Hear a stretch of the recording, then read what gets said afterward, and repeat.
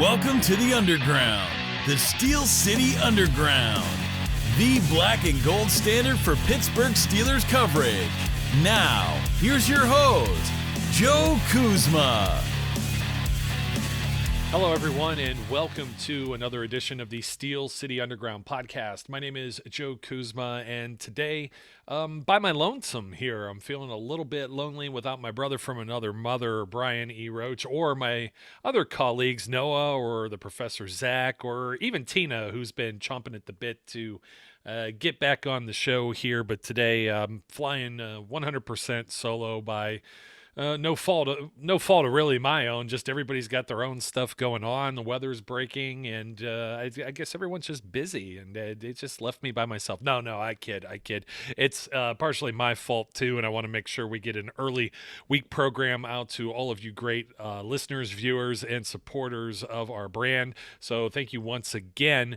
As the brainchild for this particular episode comes from someone named, I believe it was Christian, I was speaking with on Facebook, who shared something from somewhere else on the web, maybe another Steelers site or something. I'm trying to remember what it was, but I made a shameless and snarky, sarcastic plug for this podcast, actually, because I had said, hey, if anyone actually pays attention to this show, this is something I've been talking about all season long with Zach or with Brian or whomever else, and there'll be some corresponding things up on the website, hopefully here middle to end of the week, that you can take a look at to kind of put some of this, like a name to a face type thing, because rattling off some of these statistics, it's going to go through one ear and out the other, and I'm going to try not to be one of these insurance spokesmen on TV, almost like the Dry Eyes guy or whatever. What was it? There was Ben Stein or whoever it was.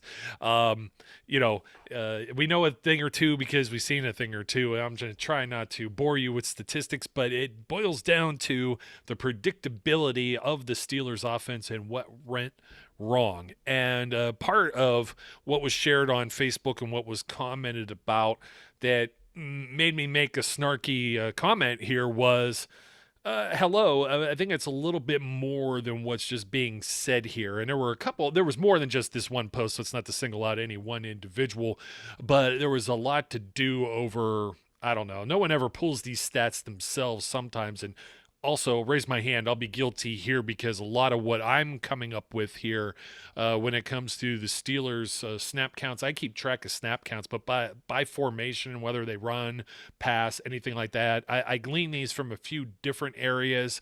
One of those is not Pro Football Focus, by the way, which you could find some of this information. However, most, I would say 95% of the people using PFF are not permitted or licensed to repeat some of the information that's there. It's for your own personal consumption, so I'll respect them as content creators and not rip off their product here. So I'm going to give a shout out here to Sharp Football Stats, and also some of this comes directly from the National Football League as well. So let me first explain where I'm coming at with all of this. Part of what was said, and I believe this was from, some of it was from Behind the Steel Curtain. There was another website that completely stole their article and ripped it off and was talking about how many snaps Ben Roethlisberger was in the shotgun formation, as if that's necessarily a bad thing. I don't know. Maybe I'll get into that right now before I get into the other stuff, because, let me talk about the other deal. And some of what was said is that the Steelers' offense had become predictable due to jet motion. Some of the concepts that were installed maybe by Matt Canada, who is now the Steelers' new offensive coordinator, promoted from quarterbacks coach. And I had a little bit of an issue with that. Yeah, maybe he brought some ideas to the table. However, Randy Fichtner's the play caller, right? Randy Fichtner's offense. Randy Fichtner, the offensive coordinator, no quarterbacks coach back in 2019, where some of this bad play calling goes all the way back to then as well, and how predictable it became. And I think anyone, just from a naked eye, could see that when Ben Roethlisberger was in no huddle, the Steelers tended to do a lot better. And why was that? I don't know necessarily that Ben made all the best checks at the line of scrimmage, nor does anybody. I mean, you're human. You're making those things look, we could look back in hindsight's 2020. He's making those calls right on the field as the play clock's winding down. And I mean, it takes a lot of experience and a great quarterback to be able to do that and be successful at it. So, but by the naked eye, we could also tell that a lot of people were like, can't Ben become the offensive coordinator? Does Ben have a future in coaching? Things of that nature. And you wouldn't be wrong, I would say, because if it were truly just because teams said, oh, look, here's some type of things that were installed by Matt Canada would not be promoted, or God help us that he is promoted as the Steelers' offensive coordinator, because then they're not going to get any better. They're not going to improve their offensive anything in 2021. They're going to have a propensity to just carry over the same exact crap as it is, and I don't think that's necessarily the case. Otherwise, maybe the Steelers would have went in a different direction, and other teams wouldn't have been so keen on the hot hire in Matt Canada, who just rose out of nowhere through all these different college programs that he's had a lot of offensive success with. And since I am by myself, I get long-winded even when I have some company here with me, but I'm going to need to have a refreshment here or there, so bear with me if you hear me swigging on the old water bottle. Yeah, I could always cut some of this stuff out. I like to be real with all of you folks that are out there. So that was part of my idea, was just it was a little more than just, Matt Canada and just how much input did he have versus what Randy Fichtner was installing and calling throughout the season. And by all means, the beginning of the season, there really wasn't a problem either. And I'll get into some of that. To get back to the other thing I was talking about was, on average, the NFL teams are under center 37% of the time to 63% of the time under shotgun. That's the entire NFL regular season and postseason combined, I believe, here, according to sharpfootballstats.com. And the Steelers, just so you know where they're at, under center 23% of the time, as opposed to in shotgun 77% of the time. So about 3/4 of the time they're operating the offense out of the gun. And a lot of people, I think, just took, as we all have tendency to do, we read a headline. It was pretty cleverly clickbaited, and people comment, and that's what prompted my sarcasm a little bit in some of the cases, where you may see me comment in some of the Facebook groups, sometimes on Twitter too. It all depends, I try not to get in fights with people. I pick my battles. And this was one I was feeling pretty good about picking on, because the Steelers are far from the team that uses a shotgun formation the most. They're among the league leaders, don't get me wrong, but there's several others here. Arizona, for example, 87% of the time.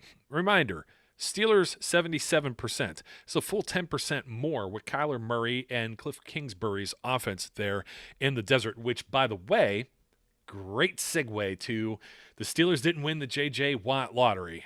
I wanted to talk about this with Brian or someone else just to have a little bit of banter and back and forth, but I'll do it virtually with all of the great folks that are listening right here. We talked about this. There wasn't a real great need. There wasn't a real great fit, potentially. And how much money could they give J.J. Watt? And seeing as there's a $12 to $13 million, 2 years, 20-some million guaranteed. I don't think the Steelers could have offered that up. They may have had the money some next year, but it would have been like the same thing as Ben's cap hit this year, next year with just J.J. Watt, and we'll see. I saw some Browns fans. They were getting excited. I guess J.J. Watt has a Peloton account, and he had changed and put some initials, some abbreviations in his profile, and said GB, CLE, and BUF, obviously for the Packers, the Browns, and the Bills. And he just totally teased and trolled everyone on that, because he didn't go to any of those teams. If you hadn't heard already and you've been living under a rock, or just tuning in and I'm the only person that you listen to, which would be tremendously humbling, by the way. I highly doubt that's the case. But J.J. Watt going to the Arizona Cardinals, going to be paired up with Chandler Jones and a pretty decent offense too, but the defense there. let's see, Chandler Jones, Budda Baker, Hassan Reddick all of a sudden just becoming a force there too with the change of position. He became a sack monster out of nowhere. It was like, here, try me at this, try me at this, try me at this. It's like, coach, come on, come on, come on. And they finally relented, and the guy like shot out of, I think he had like 5-6 sacks in one game toward the end of the season last year, which is pretty crazy. But anyways, we're talking offense versus defense, but the whole J.J. Watt thing, I'm not brokenhearted. For those of you who follow our affectionately named Flash, Zach Celedonia over ZE Flash on Twitter, he's a little brokenhearted, but it was all in good fun. It was almost like I was calling him Professor Clouseau or Inspector Clouseau, the Pink Panther, if you've seen any version of that, as he was on hot on the trail of seeing where J.J. Watt was going to end up, and nobody had Arizona pegged for him whatsoever. Most of the Browns fans that I know were like, what? This is ridiculous. They would have been mad if he went to Pittsburgh, but a lot of people just expected that based on his brothers. I didn't. I thought, man, this guy's like in his early 30s. Why don't he get like one more very solid contract? It's not like you're putting him out the pasture. And, well, it would have been a neat idea and cool to see on paper. We'll see how it turns out with him.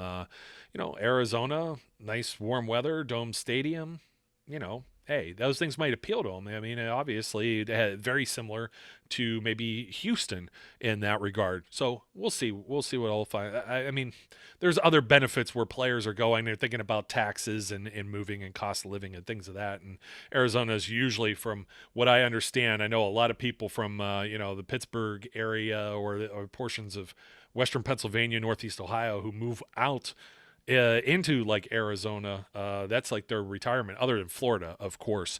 So, hey, happy trails, JJ. We'll see what ends up happening there. But Cardinals, back to my original point of emphasis here for the program, 77% for the Pittsburgh Steelers operating out of the shotgun. Arizona Cardinals, 87%. You would think that's high, but that's not the most in the league.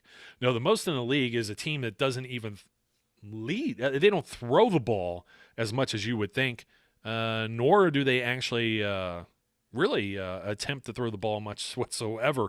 This would be a team that attempted 555 rushing attempts where's the passing at? To 406 passing attempts. They ran for 3,071 yards this season, which I believe was tops in the league. That would be the Baltimore Ravens, and they operate out of the shotgun way more than anybody else. In fact, it's 96% of the time. So when we're talking about, whether or not the run game, and we're talking a lot about run game. I'm seeing Najee Harris everywhere. Folks, knock it off. I can't do this until the draft in a couple of months, okay? Everybody wants the running back. I think a lot of people realize that it would be wise to invest in the offensive line. That is going to be a topic we're talking about very soon as we can get back on the same page too, because I got a lot of thoughts on how they could do that with free agency and the draft, and maybe even a running back. But I don't see Aaron Jones leaving the Green Bay Packers. Perhaps he does, but it's just like the J.J. Watt thing. And then we go full circle and they say, well, the Steelers don't have money or the Steelers are cheap. That's like, no, that's kind of a dumb thing to say.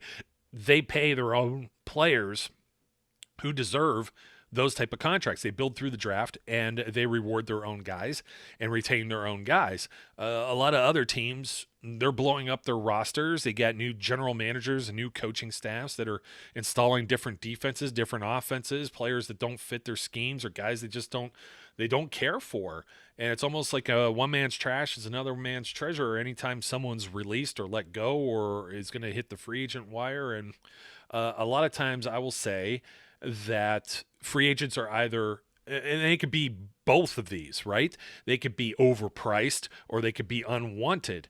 You could see in the case of, let's say, Bud Dupree not coming back to Pittsburgh, that's a case of being overpriced. There could be some other players where you have the case of, hey, this guy just hit here. Well, he hit there because he didn't do so well with his former team. So there's a little bit of stuff like that. And this is more or less to show you what's really broken with the offense. Goes beyond just drafting the next Jerome Bettis. That's what everybody thinks Najee Harris is going to be, right? Or getting the next Marquise Pouncey in the draft, which none of us here from our conversations believe that player exists in this draft. So, but to make investments where you hadn't had investments along the offensive line will go a long way. But this is also another thing that needs corrected. But it's not just because the Steelers run out of shotgun often. It's their play call selection. But let's look at some of the other teams that are here at 70% or more. The Carolina Panthers at 71%. We have the Chicago Bears at 76% of their play calls from the shotgun. Houston Texans, and this is this defeats the mobile quarterback type controversy, I think, as well, is that a lot of these teams, Mitch Trubisky could get around okay, I guess. But, obviously Kyler Murray, Lamar Jackson, you look at the Texans, Deshaun Watson, 77% to the Kansas City Chiefs with Patrick Mahomes. And let's see, who else do we have here? Believe it or not, the New York Jets are at 65. I said I'd promise you 70% or better. So let's go to the Eagles. Steelers are obviously in here, right on the nose at 70%. The Seattle Seahawks, Russell Wilson. And I think that closes it out. And believe it or not, some of the teams that are about even Steven in this play calling, like the 49ers, Tampa Bay with Bruce Arians, the Tennessee Titans, and actually more under center, more or less, with a few of those teams. Oakland. I still have them listed as Oakland here. The Las Vegas Raiders, pretty even. New Orleans Saints are even. Patriots dead on, 50-50. Trying to look who else is 50-50. Most everyone is somewhere in the 60% range, which is the average, like I said, in the NFL. If you're curious about the rest of the AFC North, the Cincinnati Bengals were at 68% out of the shotgun, and the Cleveland Browns 66%. So, this is pretty much the trend in the National Football League. Now, we also have some run rate and pass rate numbers, and this is where it becomes problematic for the Steelers. A lot of teams under center, the average to run the ball when you go under center is 68% in the National Football League. The Steelers were number one overall at 80%. And when you start to figure out when they run on down as well as distance, and trust me, there's number crunchers all over the league who are paid to figure this out even more than I am. So if your average Joe, pun intended, me, can figure this out, and we figured it out during the season. We talked about this quite often as far as play selection. Trust me, the other teams have had this figured out, and I think this is part of the problem, as well as just abandoning the run. But the Steelers at 80%, there's no one else that creeps up into there. You have a few teams like the Colts, Jaguars, Chargers. They're in like the 70% or above 70% range. 68% under center. They're running, but still, I'd probably take that over 80. 80% is saying four out of 5 times under center, you're running the ball. There's a very good chance Ben goes under center. Now, some of that, we don't see a whole lot of QB sneaks, but we see like 3rd and 1, 4th and 1, 4th and 2, right? And then you get to see where the play selection is there as well. And, of course, I did this only for the Steelers. Sorry, I don't have time to do it for the 31 other teams in the league. But the pass rate, of course, would be 20%. It's only 20% of the time the Steelers ran the ball, the complete opposite, obviously, passed the ball. Let me rewind this. 80% of the time they run the ball under center, so that means 20% of the time, that one time out of 5, they would actually pass the ball when under center. So if they're under center, more than likely they're going to run. The opposite almost true out of the shotgun. 70% of the time passing the football out of the shotgun. 30% of the time will they be running the ball out of the shotgun. So I hope that wasn't too confusing there. And again, let's see, passing the ball or running the football out of the shotgun versus passing it. The Steelers, again, tops in the league as far as running under center, bottom in the league, obviously, if they're under center, passing the ball, which means there wasn't a whole lot of play action. Now, you get a little bit of play action out of the shotgun, but geez, not quite the same motions or anything like that. And we saw some goofy things. We saw the Bengals game on the road this past season where it looked like the Steelers were trying to emphasize the run a little more. It looked like Ben was tripping over his shoelaces. They tried to do too much, install too much, and change their identity there where I don't think it was necessarily a good thing. And the reason they somehow they lost their identity is just because of this particular shotgun versus under center, maybe, but it's more or less how predictable it was. Again, short yardage, Ben's probably getting right up there. You're not running someone right out of the pile through shotgun. But I have some other numbers here that break this down even further. The Steelers were under center a lot more throughout the first portion of the season. In particular, all of the games played through week 7, week 8, that would be the COVID-altered schedule where the Tennessee Titans were moved to week 7. The Ravens were in week 8. So their first 7 games of the season through that first Ravens encounter, all victories, by the way. And, they won 11 in a row, but some things started to show. There were a lot of critics, a lot of analysis that was done as to whether or not they were a fake or a bad 11-0 team, and I would probably surmise that it started from their 7th win of the season going forward because of some of the things they started doing that just seemed a little bit more awkward than usual. The baseline here being the Steelers in shotgun 77% of the time on all plays in 2020. But that's not the most telling statistic here. This number gets skewed by a handful of games. Through the first 5 games of the season, the Steelers were actually a very solid rushing football team. In fact, let's take it through the first 6 games. Again, this was through the Ravens game, Titans game, week 7. Let me see here. Titans were week 7. So the Ravens actually held the Steelers to 48 yards, and this is where this started to come off the rails a little bit. However, they only ran the ball 16 times in that game. Prior to this, the Steelers were carrying the ball 30 times for 141 yards against the New York Giants, 22 times for 109 yards against the Denver Broncos. Some of this shotgun stuff, this was still, both of these games were over the average of 77% somehow. They trended downward week 3 when they played the Texans. It would be 74% operating out of the gun for their most plays under center to date through the 3rd game of the year. And they ran 38 times to 36 passes for 169 yards. Ben was only attempting 34 passes when they came back from a early impromptu bye week against the Philadelphia Eagles. 34 passes, there was 32 runs, 34% of the time under center, only 66 out of the gun. They ran for 136 yards. They would run for 129 yards against the Cleveland Browns in their first encounter of the year, while also operating out of shotgun only 65% of the time. They ran a whopping 37 times to 23 passes in that game. Of course, if you remember, pick 6 by Minkah Fitzpatrick, and it was a total dominant game by the Steelers in that very first encounter with the Cleveland Browns, as opposed to the other two, right? Still, under center versus shotgun there. They jumped back over 77% the remainder of the year. They never went under 80% out of shotgun.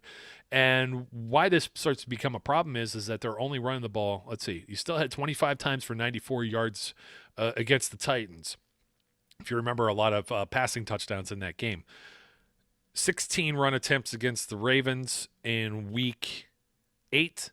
Week 9, Dallas Cowboys, 18 run attempts. That's good for those 2 games, 48 and 46 yards. They go week 10 against the Bengals, only 44 yards on 20 carries. 27 carries in week 11, a balanced game, I believe, against the Jaguars before this second Ravens game that was supposed to be played on Thanksgiving gets kicked around all tarnation.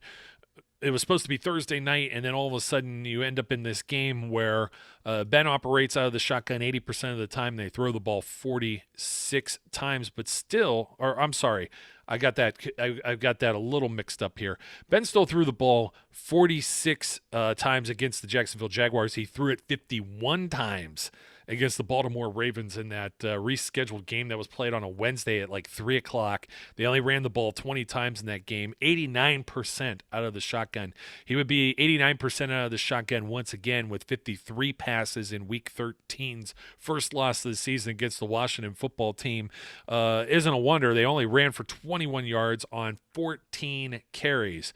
If you start to see the trend here, 20 or fewer carries was pretty much their mantra from this Week 12 game against the Ravens that was rescheduled all the way through. They would only carry it more than 20 times once in Week 15 in that loss against the Cincinnati Bengals, of which they piled up 86 yards, which was their best rushing performance on the latter half of this season as well. Everything out of shotgun here, though, from this rescheduled Ravens game, 89%, 89, 85, 92, 93, and 85 even in the game where Roethlisberger sat, and it was Mason Rudolph, the Mason Rudolph show.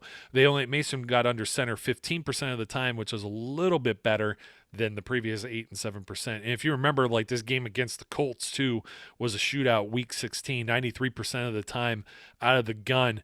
We're talking about Ben from, again, the Ravens game, the Week 12 reschedule, 51 attempts, 53 attempts, 37 against the Buffalo Bills, 38 against the Bengals, 49 against the Colts. Mason Rudolph and I don't think Josh Dobbs attempted the pass in this game, but 44 overall pass attempts. They did have 20 runs and they had a total of 85 yards in that game. But when they beat the Colts, only 22 yards rushing. And then, of course, the wild card game, 95% of the time out of shotgun, 68 pass attempts to 16 runs. They barely doubled up from the first 6 games. What did I say they had here? Almost 100-yard performances in all of them. They fell a little short against Tennessee by 6 yards here, but they piled up 778 yards in the first 6 games of the season. The final tally over the next 10 only got them to 1,351, not even double. They were on pace to be over maybe about 1,500 and some yards. They only ended up with 1,351, which was absolutely miserable. They had 215 pass attempts in those first games. They tripled that up at 656 over the next 10. And also the 184 running attempts was roughly half in those first 6 games versus the following 10. So I point everything out to the first Ravens game following, the rescheduled Titans game, not the one that was rescheduled for Thanksgiving, the one that was on the road. It seems everything started to shift from Tennessee there on out, but they still had a little bit of success doing what they were doing with Tennessee, and then they started to just, I don't know, they kind of abandoned everything here with the exception of, like I said, they handled Jacksonville pretty well, and I think they managed that game in order to be able to have some bodies fresh on a short week. A lot of chewing the clock. There was a philosophy there to preserve guys for a divisional battle on Thanksgiving evening that never ended up occurring. So I think that's the only reason why that's kind of an outlier there, despite there all being 46 pass plays in that game as well. At least they ran the ball 27 times. That was a high since the Tennessee game. Barely any 20 rush attempts, 23, like I said, when you get to that Bengals loss on the road. So what else made this predictable aside from lack of running the ball? We had mentioned on this show for many years, even going back to the Todd Haley era, that the Steelers' recipe for disaster is not getting 25 touches to their backs. Now, I can't speak for certain I'd like to say, and it's the same thing that Randy Fichtner had as a philosophy, that at least throwing them the ball, whether it was Le'Veon Bell, James Conner, or whoever else is there, is at least a touch. I want to say that was kind of non-existent as well with passes to running backs. You almost didn't have to guard them in some aspects. James Conner had 43 targets this year. Benny Snell had 14, and Benny Snell had a 111 attempt. It was pretty much, if he was in the backfield to Connor's 169, if he's in the backfield, they weren't throwing him the ball. Don't even look at this guy. Now, Anthony McFarland was like 33 to having 9 pass targets. Okay, here's a guy you might have to respect a little bit. Jalen Samuels, 14. He actually had more times that they were going to throw him the ball to his 9 rush attempts, 14-9 there. So that's kind of interesting. Just to put it back into perspective with Connor, he becomes the starter in 2018. He had 71 targets in that 2018 Pro Bowl year, 71 to 215 rushes. Now, I know he missed a lot of time last season. He had 38 targets. He was involved in the passing game to 116 runs. He only had 7 more targets and played 3 more games last season, despite having 52 more run attempts. So the ratio was like way off as far as getting these backs involved in the pass game. That's one thing that I believe was very predictable. Another thing that became predictable was not only I broke down the under center versus shotgun stuff by first down, second down, third down, and fourth down as well. And the run rate under center, 83% on first down, second down. It shouldn't be any surprise also because it was pretty much blown out of the saddle that if they were going to go under center, they're probably going to end up running the football. So 83% on first down, 86% of the time they would run under center on second down, 84 on third down, 100% of the time on fourth down, Ben under center or whoever's under center, they're running the football. There was no surprise there that was necessarily going to happen. Now, out of shotgun, they would run the ball on fourth down 14% of the time, but on third down, they were never running the ball out of shotgun, 8% of the time. So when you get that predictable, that where you're passing 92% of the time on third down in the shotgun formation, bring the edge rushers or sink everyone back if it's a third and long type situation. And you wonder why that the offense had such a lack of success. You take a look at on first down, shotgun, 71% of the time. Okay, about 2/3 of the time, not quite 3/4. So 2 out of every 3 plays, they're going to pass the ball. It was 3/4 of the time out of shotgun passing the ball on second down. So you still had a pretty good indication that when they were going to run. If it's under center, it's going to be a run play. If it's out of shotgun, more than likely they're not going to run it too often. And that's where it became very predictable. First down run plays versus passing. Overall, despite formation, the Steelers were more of a coin flip situation here. They ran the ball 42.8% of the time. Okay. That's kind of decently balanced. I could take 60-40, right? That doesn't seem so bad. The NFL's a pass-happy league. You get in the second down, and it's 36.7. You're starting to skew in the other direction where it becomes maybe a little more predictable that they're going to probably pass the ball. And then third down, get out of town. They're not running the ball on third down unless it's maybe a short situation. You're under center, stack the box. If you're not, the Steelers are only running the ball. They ran the ball 41 times on third downs. That would be 41 out of a total of 230 plays, 189 pass plays. That meant 17.8% of the time they're running the ball. Fourth down, a little bit better. And I mean, we saw how bad they were on third downs, right? They had some success on fourth downs, and it still made you bite all your fingernails off. 47.4%, 9 runs to 10 passes, so almost a coin flip there, as even a better coin flip than what they might do on first down. But absolutely no suspense of belief as to what they're doing, pretty much on most of the second down, and definitely on third down, and definitely if you're going to see them in shotgun formation, you start to pile up film on this from the first 6 games, as I was saying, and then as it starts to go on and you start to get more of a pattern, they've completely deviated from attempting to run the ball whatsoever, which they did have success doing so over those first 5-6 games. It's just I think this is really where you're at. And now I would like to open up for comments, as particularly those that are on YouTube and that there. When you were watching a game, I'm talking about the naked eyeball test here, and it wasn't no huddle. Let's even say it was no huddle. How surprised were you as to what was going on or how successful everything was in no huddle? I think we started to see an issue with Randy Fichtner and the predictability, but how often when they weren't running a hurry up offense, were you able to call the plays at home? I think I was. You could see the formations. It didn't matter, shotgun under center, the personnel that were out there. You kind of knew where the ball was going or what was happening. And I think they put themselves into some third and long situations, some pressure on themselves as well by lack of establishing a run game, chewing up some yards on first or second down to make it third and manageable. Also, the drop passes. That is yet another thing that isn't talked too much when everybody is harping on go draft a running back. I am not anti-drafting a running back. I just don't know that that's where I want my first round pick necessarily to go. And, Brian and everybody else will have their fun. They'll put on their, fantasy drafting caps and they'll make some trades and get some more picks. By all means, if something like that happens, if somebody wants to jump up a little earlier from the later part of the first round up and swap something with the Steelers or give them the second round pick and they still think they can get a certain guy there, by all means. Kevin Colbert is a freaking genius with second round picks. And if that affords him a second round pick and then something extra, I don't know, 4th, 5th round, 6th round pick. It all depends. We all know there's the math formula and the calculations and charts on the values of what these picks are, and the teams kind of have an idea of that. They get the itchy finger there too. We'll see what the Steelers do.